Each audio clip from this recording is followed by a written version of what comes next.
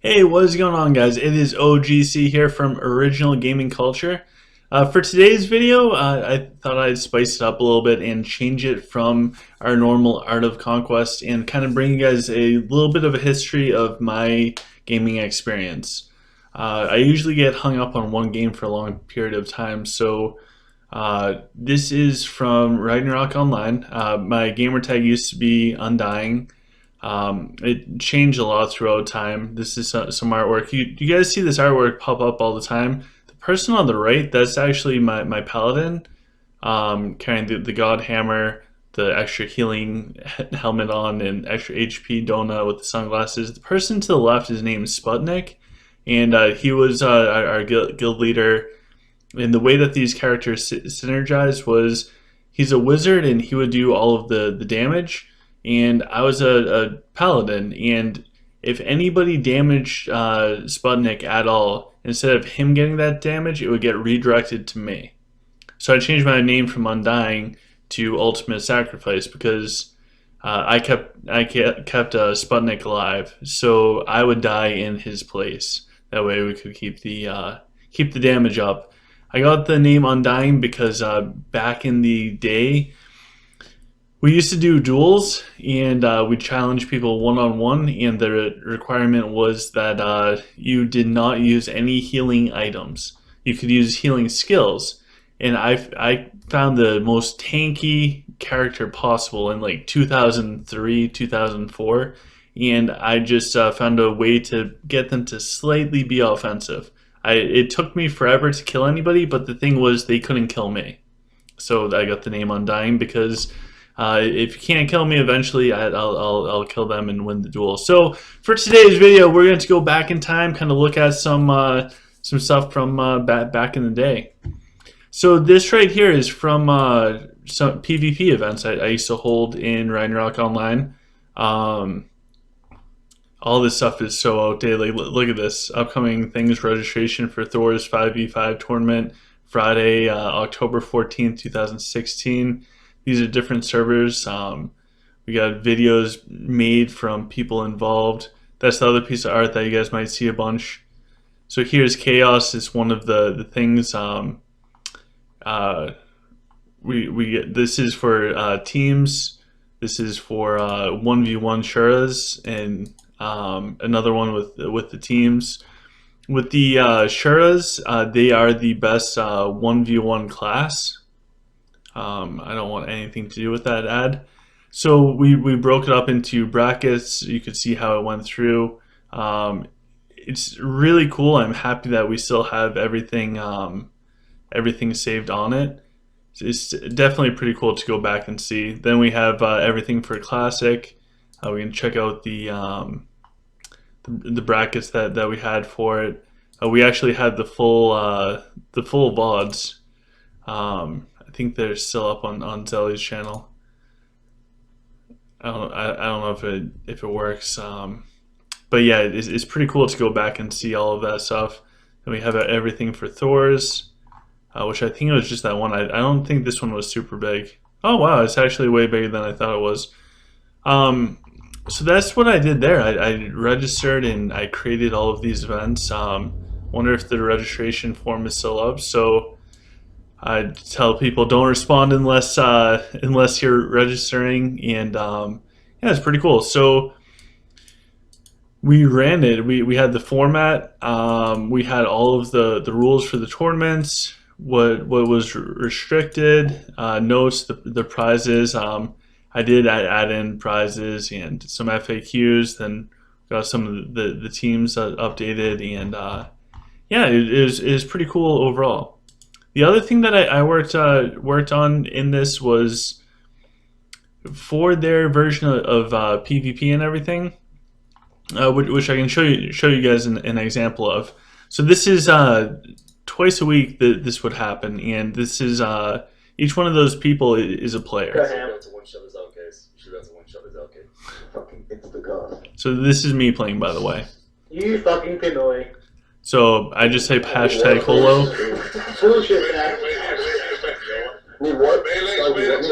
Oh my gosh. So I just kind of YOLO'd into 100 enemies. And Still yeah, alive. I got the name Undying because I just don't die. So I run inside of all of them. I did not follow instructions, and then I run back to my group. Um, Whoops. So because of that and the general nature of those fights, there's a lot of people involved. So my goal was to write comprehensive guides so that if people selected a class, they knew how to build their characters for those classes. So do a little about the author. Important information, beginner's guide, like the very basic beginning, and then how I'm going to do the class builds. So then I linked it all up. This is so funny to look at. So if I wanted to see a biochemist, you can just click on biochemist. It will bring you there. It will tell you the stats that you needed to build, like ideally, and an example build, all the gear that you needed. Gameplay, I described exactly what you needed to do, everything you needed to do, and then I created, I took a YouTube video of my own and then just did it up. So it was pretty cool. Long story short, basically, and this is all about how to build your team so that you can be competitive. The reason why I bring this up is all this stuff involving Art of Conquest. Like I've been passionate about doing these things for a long time, whether it's bringing people together or yeah, we're working on guides and how everything works. Or yeah, so I'll show you guys a couple of things from my gameplay. So this one right here stands out to me because you can see how overpowered I was with gears. If anybody watching this ever played Ragnarok Online, you can tell right away that this character that I'm on right now, depending on the year and depending on the market, is like $100,000 character. Um, for the accessories, the two on the bottom, the megs, those are god items. In order to get one of those, you had to have a giant group of people hold a castle for like weeks on end without anybody else taking it over, not even once. And you had to fend off everybody for weeks on weeks on weeks and have a very small chance of getting a god item drop. You had to get 4 god item drops per castle from like 12 different castles. It took forever to build up all of those. Once you got all of the pieces to make that specific item that I'm wearing right there, that I have 2 of actually, once you spend months and months and months of farming without losing at all, you could not lose. Once you got them all together, then you had to do quests. And you had to do quests, and you can only do 1 quest per character. And there's 400 of them. So you needed, there's 4 different quests, so you needed 100 unique characters. And you can never use that character again for any in the future. Talk about tedious, time consuming, and needing a giant group of people. That's all that this was. So they are insanely powerful. So for both of the accessories, those are both god items. My garment, which is an Esprika, is a god item. The boots over here are a god item pair of boots. And then the weapon, it's only +7. If you play Ragnarok Online, I was given the first +9 red twin blade ever for a classic server because I won an event that granted me a free +9, and then from there I put in sword guardian cards, which in Ragnarok Online terms back in the day nobody was doing this. I I didn't pioneer this type of character, but what I did was I just took it to that next level, and I'm pretty sure throughout this. So up here on the top left of the screen, you can see the Ghost Velk armor. In order to get that super powerful armor, what that armor did was any neutral damage that my character took, I only received 1/4 of the damage. Insanely powerful. So that allowed me to just run inside of the enemies without dying, and it insanely strong. So I could just go inside, and as long as I didn't get frozen, I just didn't die. To get that armor, There's a monster. It spawns once every hour, and it has a 1 in 10,000 chance of dropping that card. So if we look at what's on this character, you have that armor, which is super rare. You have to kill that monster on average 10,000 times. That's 10,000 hours worth of farming. God boots, 4 god items, so that's 16,000 unique quests across 400 unique characters that took probably 2 years of farming to load up this one character. So, anyways, I'm just trying to say that my dude was pretty good. Um, and then this is another one that I didn't pioneer it. Zach kind of came up with the concept of it, and I just ran with it. So I was extremely strong in Ragnarok Online, extremely rich through in-game currency. You could become rich without spending any money. You could sell off the god items for, depending on the year and the market, tens of thousands of dollars. So it's pretty cool stuff. But then for this is a scholar.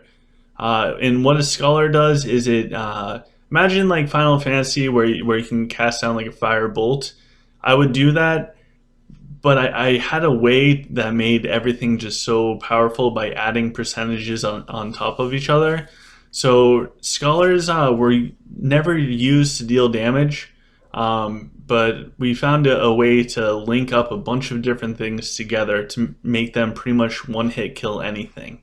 Um, so I'll show you guys a little bit of my trolling with this.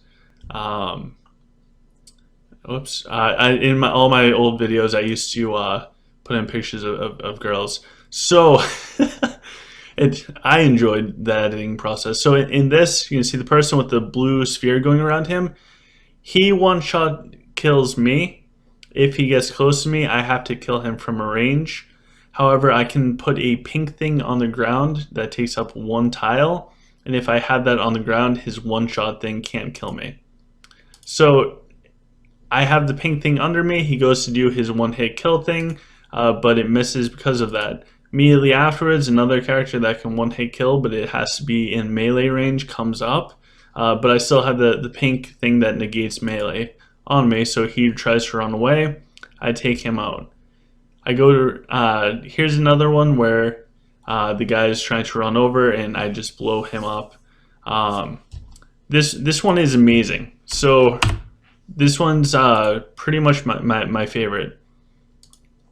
So he's stealth, meaning he's underground. So I need to do the Heaven's Drive skill to pop him out in order to target him to kill him. Right now, I'm inside of the pink thing on the ground. It's different than the giant orange thing on the ground. But I need to be in that pink thing, otherwise he will kill me. If he just breathes on me or touches me, I'm dead. So what he does is he comes up to this top portion. I miss my Heaven's Drive, and he starts hitting me with his ranged attack. Right here, I do not have the pink thing under me. So what I do is I put a fiber lock on him. And the fiber block makes it so he cannot walk. He has a skill that can shift him down and over a little bit, which he does use. But by fiber locking him in there, it buys me a split second so that I cast Safety Wall. He does that thing to slide next to me so he can attack me, but it doesn't matter, he can't hit me. And this is back into the War of Imperium, or the guilds versus guilds. The female scholar with the green bar underneath her name, that's my friend Nico. The two of us would just go around and troll. We're extremely good. So I think we can hear the audio if I hit play. Next, Susanna. Now, Shadow.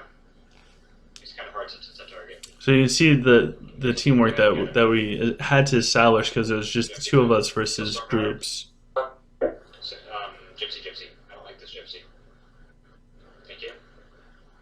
We're gonna kill that bio. Stay on the right. Ignore the person. Next, when it comes up on one of us, it will. Bam! I don't think we have this linker buff to go for it. She isn't. Go for it. Maybe she is. I don't know. No, she wasn't.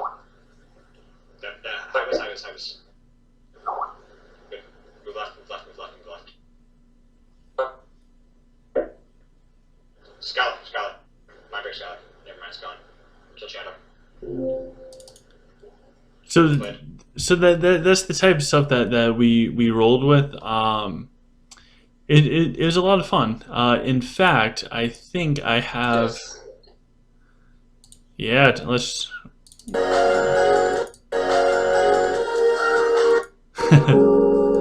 So if you guys want to see me, this is me at 1.3 million power as a level 35 human. So this is me when I was level 35,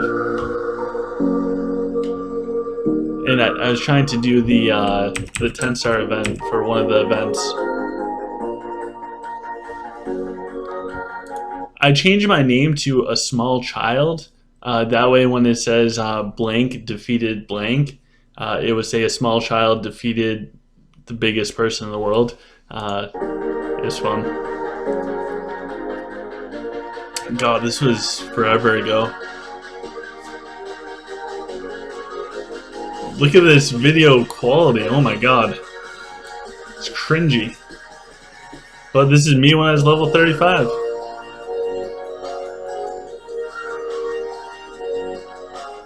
Oh my gosh.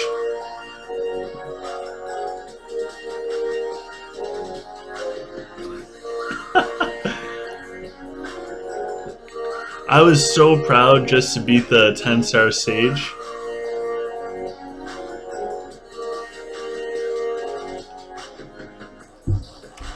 Alright, let's fast forward through that because... Oh, the mechs are coming back. The mechs got through.